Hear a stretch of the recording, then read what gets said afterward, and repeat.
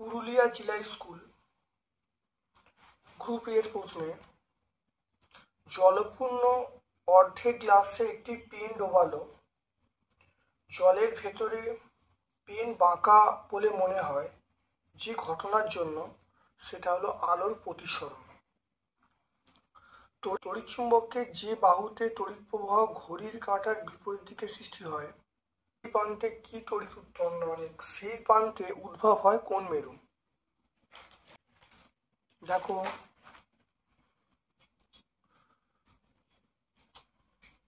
তড়িৎ প্রবাহিত হচ্ছে, দেখো ঘড়ির কাঁটার বিপরীত তড়িৎ প্রবাহিত হচ্ছে, তাহলে দেখো সে প্রান্তটাকে দেখে নাও এন মেরু, দেখতে পাচ্ছ?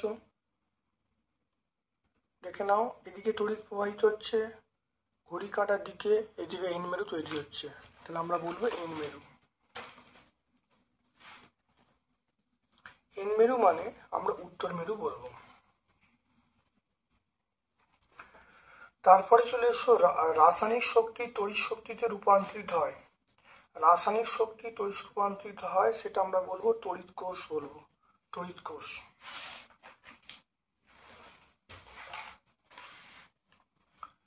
এর পরের প্রশ্ন চলে এসো গ্রুপ বি এর প্রশ্নে, সুচিত্র ক্যামেরার ছিদ্র পর্দার মধ্যে দূরত্ব কমলে,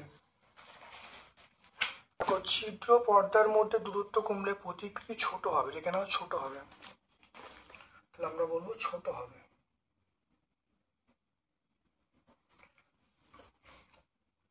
চুম্বকের দুই মেরুর মধ্যেকার দূরত্বকে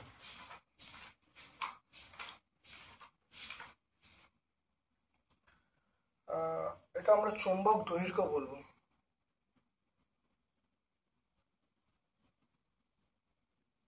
চুম্বক দৈর্ঘ্য বলবো। যানবাহন থেকে জীবাশ্ম দহনের ফলে নির্গত বিষাক্ত কার্বন ঘটিত যে গ্যাসটি হলো, কার্বন ঘটিত গ্যাসটি, এটা হলো কার্বন মনোক্সাইড, কার্বন মনোক্সাইড, যার সংকেত হলো সিও। আলো চলাচলের জন্য মাধ্যমের অবশ্যই দরকার, এটা আলো বিস্তারের জন্য কোনো মাধ্যম প্রয়োজন হয় না, এটা মিথ্যা। প্রাকৃতিক চুম্বকের মেরু শক্তি বাড়ানো যায় না, প্রাকৃতিক মেরু শক্তি বাড়ানো যায় না, সত্যি এটা বাড়ানো যায় না, এটা সত্য। জীবাশ্ম জ্বালানি পুড়িয়ে তাপবিদ্যুৎ উৎপাদন করা হয়, জীবাশ্ম জ্বালানি পুড়িয়ে তাপবিদ্যুৎ উৎপাদন করে, এটা সত্য। কয়লা পুড়িয়ে আমরা তাপবিদ্যুৎ উৎপাদন করি, এটা সত্য। তারপর দেখো আলোক রশ্মি দর্পণের সঙ্গে 30 ডিগ্রি কোণে আপাতিত হলো, তাহলে আলোক রশ্মি দর্পণের সঙ্গে, দেখে নাও আমি এই ছবিটা আঁকছি, দেখে নাও এটা একটা দর্পণ, দেখে নাও দর্পণ কি করছে, এই কোণটা হলো 30 ডিগ্রি, আলো পড়লো, আলো এরমভাবে চলে গেল, তাহলে এবার দেখো এই কোণটা তাহলে কত হবে, টোটাল কোণ 90, এটা কোণটা 60 ডিগ্রি, তাহলে আপাতন কোণ 60 ডিগ্রি হলে প্রতিফলন কোণ কত হবে, 60 ডিগ্রি হবে, তাহলে দর্পণের সঙ্গে কোণ করতে 30 ডিগ্রি, তাহলে এই যে কোণটা পড়ে আছে এটা 60 ডিগ্রি, তাহলে আপাতন কোণ 60 ডিগ্রি, প্রতিফলন কোণ 60 ডিগ্রি, তাহলে আমরা আপাতন কোণ পেয়ে যাবো 60 ডিগ্রি, প্রতিফলন কোণ পেয়ে যাবো 60 ডিগ্রি। পার্থক্য উল্লেখ করতে বলছে নিয়মিত প্রতিফলন, বিক্ষিপ্ত প্রতিফলন।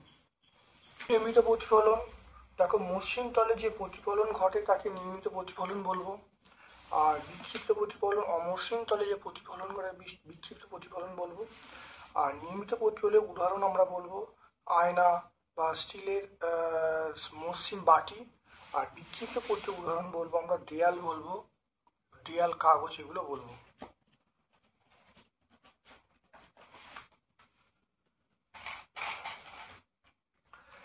তারপরে চলে এসো প্রচলিত শক্তি অপ্রচলিত শক্তির উৎসের পার্থক্য বলতে বলছে।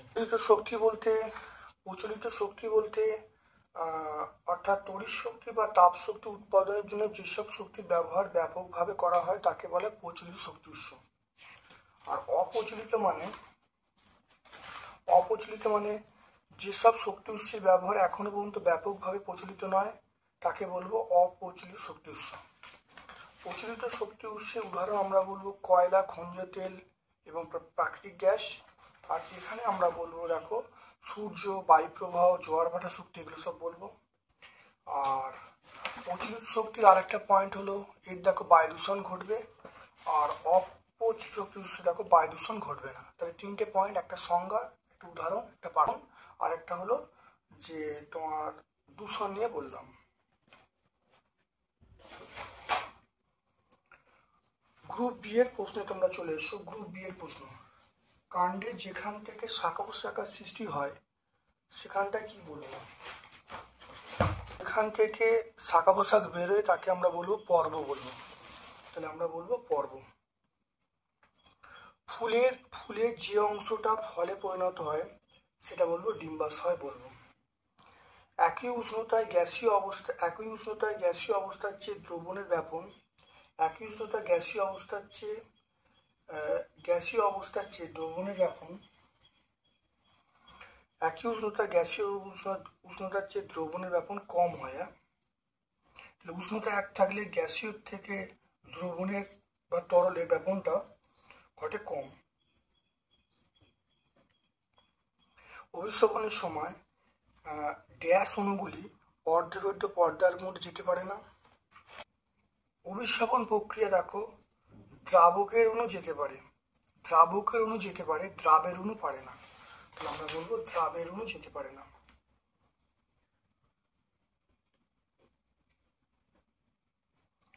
দ্রাবের অণু যেতে পারে না।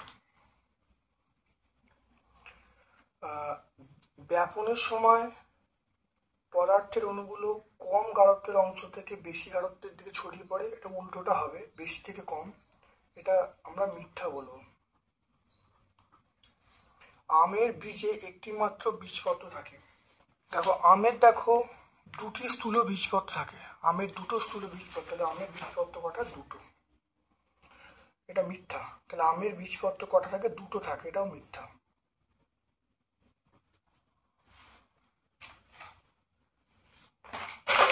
আচ্ছা,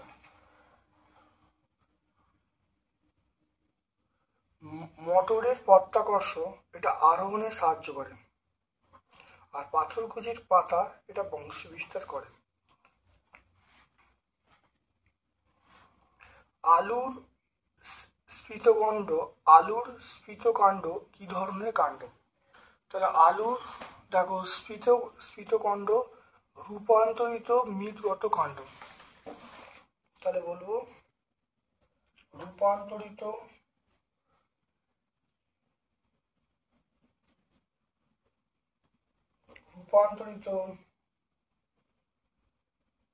মৃৎগত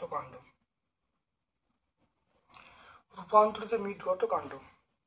গর্ভকেশরের বিভিন্ন অংশের নাম লিখতে বলছি। গর্ভকেশরের বিভিন্ন অংশের নাম দেখো গর্ভাশয়, গর্ভমুণ্ড, গর্ভদণ্ড। গর্ভাশয়, গর্ভদণ্ড, গর্ভমুণ্ড।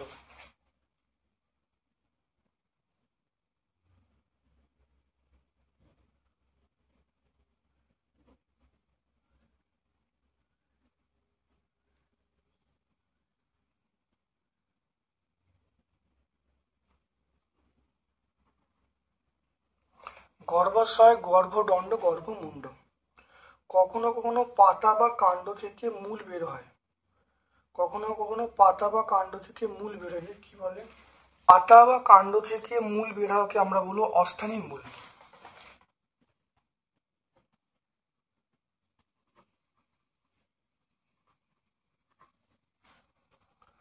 আচ্ছা, 6টা চলে এসো।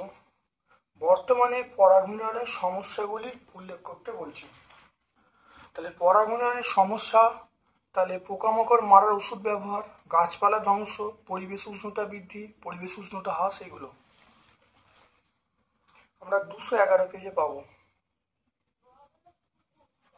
মূলের একটি পরিষ্কার চিত্র অঙ্কন করে দুটি অংশ চিহ্নিত করতে বলছি।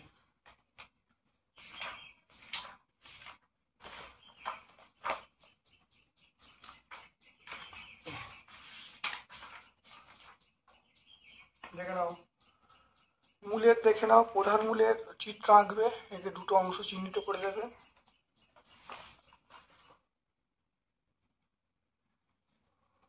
এটা আমরা সহায়িকা 262 পেজে পাবো। তাহলে আজকে আমরা পুরুলিয়া জেলা স্কুলটা সম্পূর্ণ ব্যাখ্যা করলাম। ভিডিওটা কেমন লাগলো কমেন্ট সেকশনে কমেন্ট করবে, ভালো লাগলে লাইক করবে, চ্যানেলটাকে সাবস্ক্রাইব করবে, বেল বাটনে ক্লিক করে দেবে।